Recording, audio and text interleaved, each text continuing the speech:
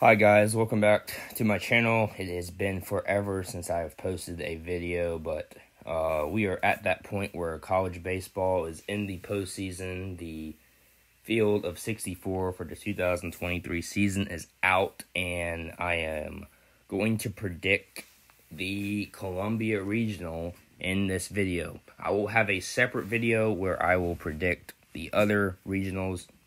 In that video, I'll go pretty fast just based on who I think will win. I'm not going to really go into detail.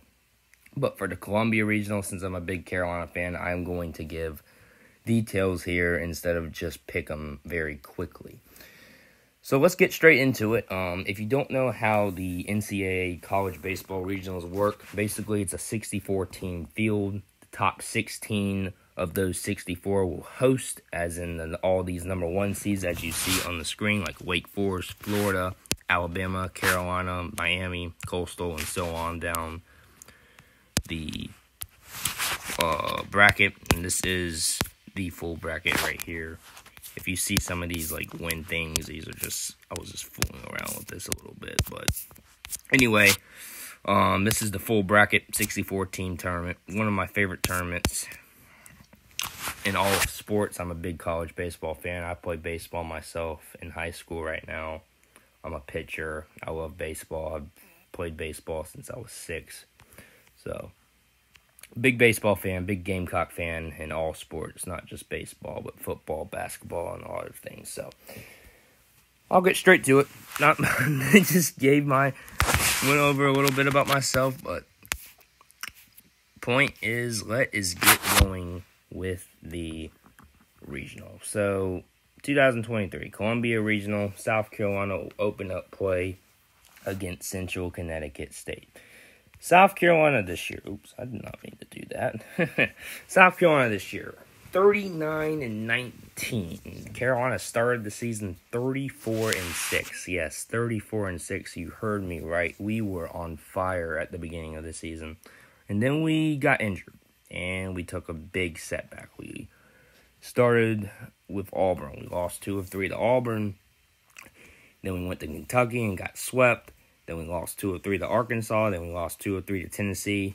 And then in the SEC tournament, we weren't one and done this year. We beat Georgia to wake up 2 days and then lose to LSU and A&M. But it's okay. Good news with that is Carolina has gotten plenty of rest.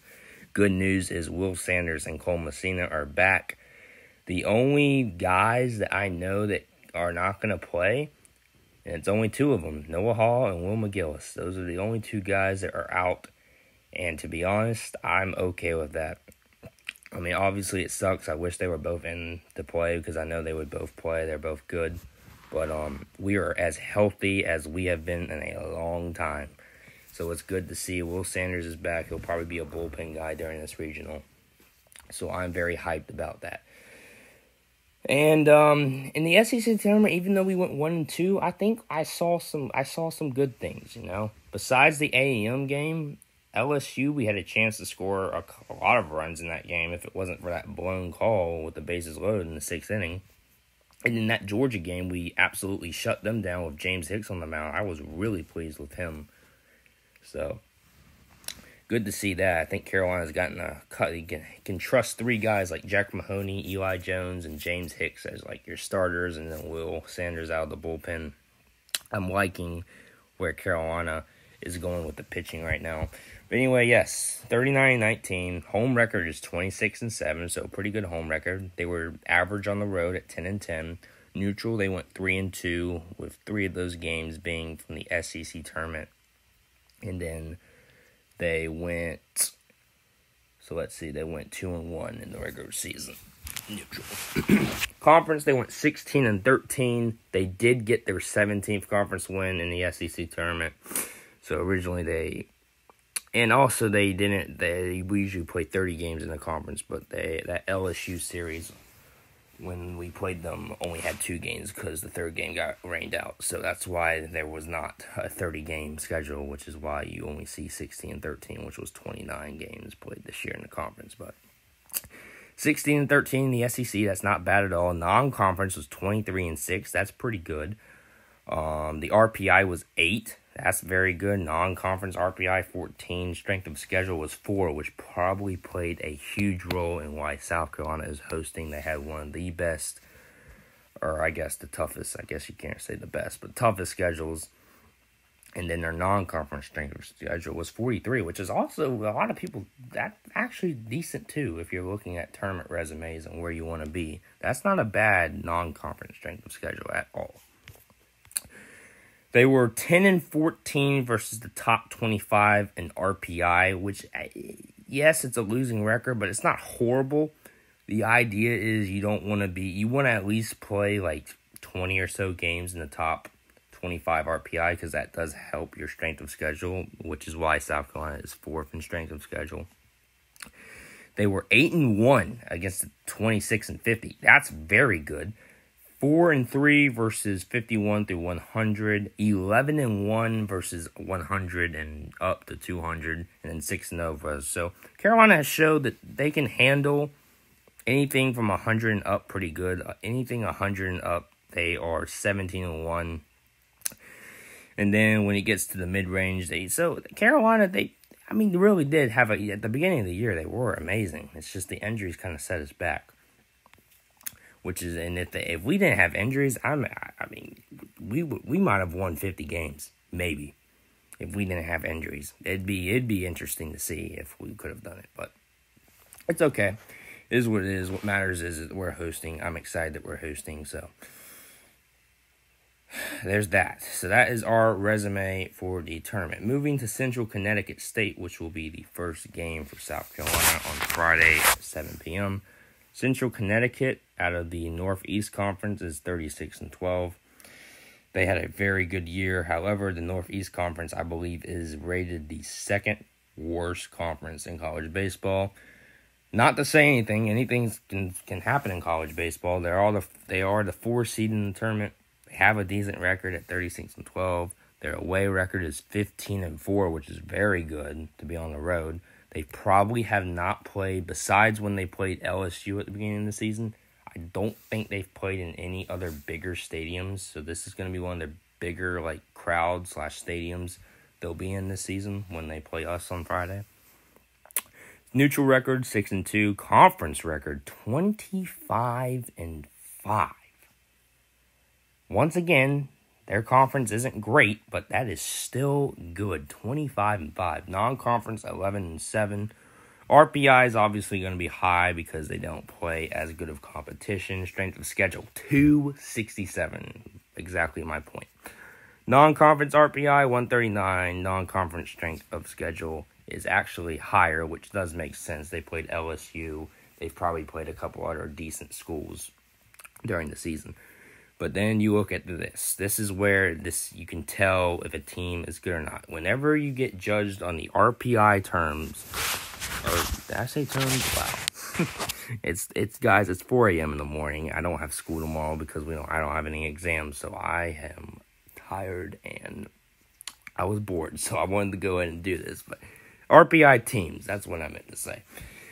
They don't have a win against the top 100. They are 0-4 against the top 100, and even when you add the 100 to 200, they are 2-5 versus the top 200, and then they're 34-7 versus 201 and up. So that is a big what? That is not. I mean, I don't want to say they're bad because I don't want to jinx us because you never know. I mean, they made the tournament for a reason. They're not a bad team. They're obviously the best team in the Northeast Conference. They have a decent record at 36-12. They're not horrible. However, once again, they're not going to be as good because they're from a smaller conference. But that is Central Connecticut State right there. So I'll go ahead and predict this game. South Carolina and Central Connecticut State will be at 7 p.m. on Friday. You know, I don't know how South Carolina is going to go with their pitching rotation. I don't know if they're going to throw their ace. In this case, their ace right now would be Jack Mahoney. I don't know if they'll throw him on Friday or not. They might save him for next game. Depends. But either or, I think South Carolina takes care of business. We're an SEC school. We've been through an SEC schedule. When we play non-conference teams at the beginning of the season, we absolutely teared them up, and we just straight out flattened them. I'm not saying we're gonna flatten Central Connecticut. I think they'll keep it close, but I think South Carolina wins. So I have Carolina winning the first game in the Columbia Regional. All right, I guess that would be the second game. They are scheduled to. Campbell and NC State are scheduled to play first, but I have Carolina winning their opening game. Moving on to the 2-3 seed game, the very first game, rather in fact, of the Columbia Regional, NC State and Campbell. NC State had a 35-19 season, went 26-7 at home. They went 7-11 away. Neutral was 2-1. Conference 13-16. Non-conference 22-3. So they have a very good non-conference record. RPI decent at 24 for a 3 seed. That's not bad at all. Non-conference RPI 10. Strength of schedule 19. Non-con strength of schedule 106. When we go down to the RPI teams, 5-12 versus the top 25. Not great, but it could be worse. 26-50, they're 5-5, 51 through 100, 8-2, 101, 200, 3-0, 201 up, 14-0. So they're handling all of the smaller teams and bad teams 14-0, and even kind of the middle teams at 101 to 200 at 3-0. So they're 17-0 versus the top 100 and up. Or I guess top 101 and up. They have good records against the 51 to 100, average 26.50, so not bad. They were kind of inconsistent at the beginning, but then they kind of stayed on a straight line toward the ending of the season. Excuse me. And NC State as a 3 seed is also, they're going to be dangerous. NC State always has usually a decent baseball team. I remember they used to be, they were like number 1 ranked team in the country a couple of years ago when Carolina played them and beat them. But glad to see that they're in our regional. I think it will be good for them, good for this next team in Campbell, Campbell is a team that I'm not going to be rooting for in our regional. And there's no offense against them. They're just good. I don't want to play Campbell. Campbell's good. It'll probably be us and Campbell. In that second game, which will be interesting. Campbell's just really good. 44-13. Home record 20-4. Away record 20-9. Neutral 4-0. Conference 22-5. Non-conference 22-8. They have a really good team. And I know they have a couple good pitchers, but they're hitting very good hitting. Looking at the going straight down, they had the 92 ranked strength of schedule, which I understand. I mean, they're from a smaller conference, but they're still just really good.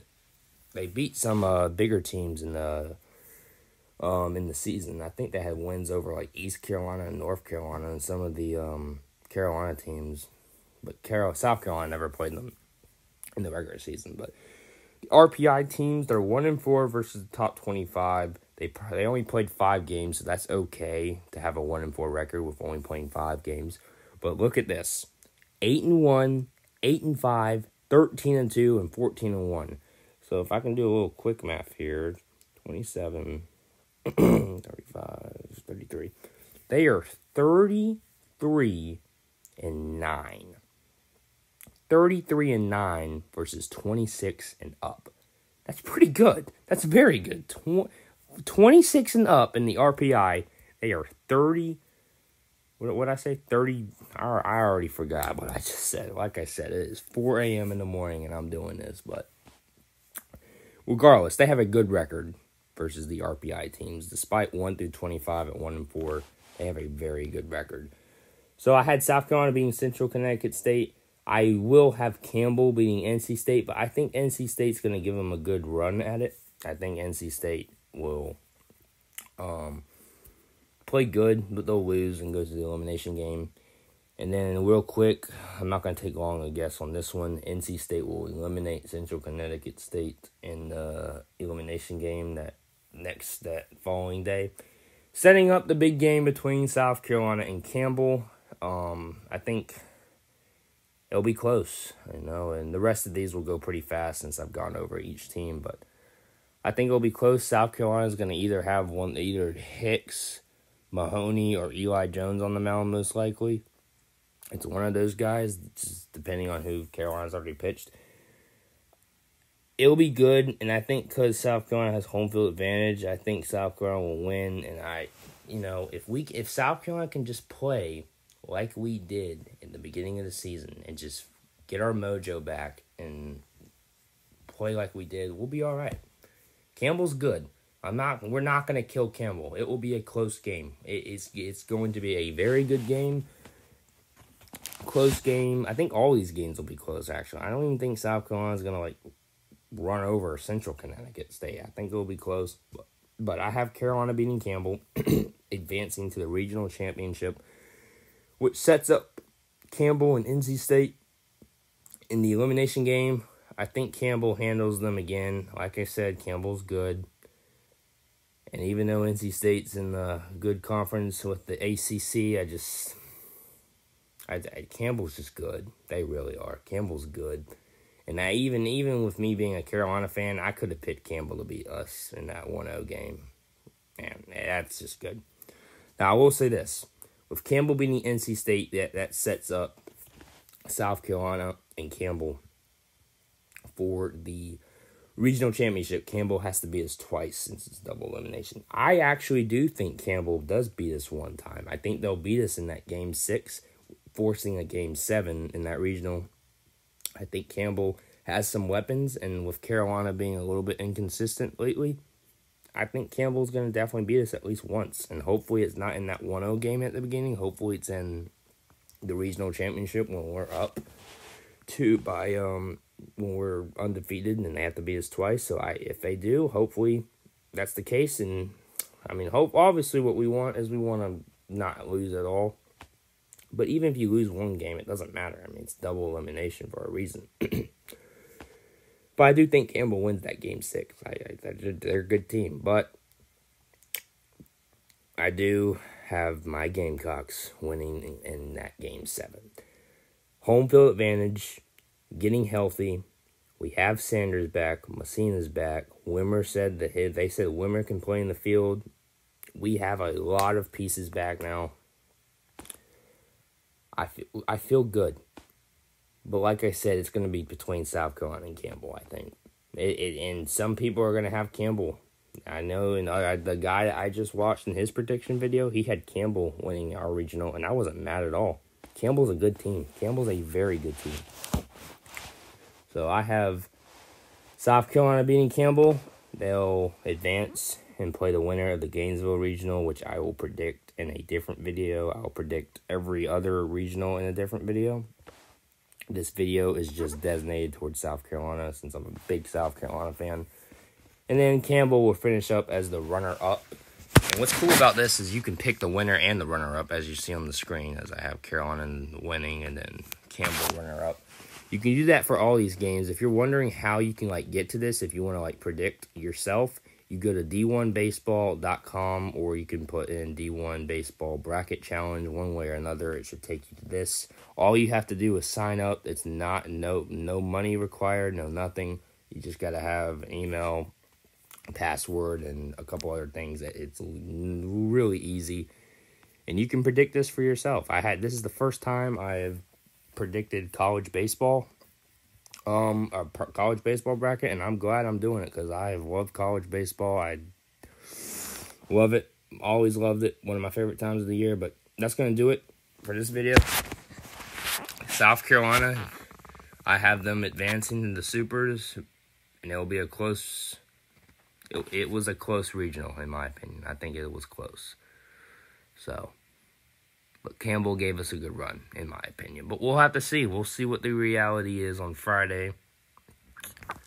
We'll just have to see. But I have Carolina advancing. That's going to do it. Thank you for watching. I'm going to try and keep posting more. I'll probably do all the highlights of the Columbia Regional, not just the Carolina games, but the other games too, regardless of who's playing. I will predict the whole bracket in a different video. And in that video, I won't go over all the details. I'm just going to literally pick like I am on the screen over here. I'm literally just going to pick. It won't be long at all. This is long because I went over the details of the regional, but that's what I'll do in a different video. Anyway, thank you guys for watching. Subscribe, like the video, comment your predictions or things that you think I did wrong. If you think Campbell would win our regional, go ahead, comment. If you think anyone else will win our regional, go ahead, comment. I want to hear what y'all think, but like I said, thank you, and we will see you in the next video.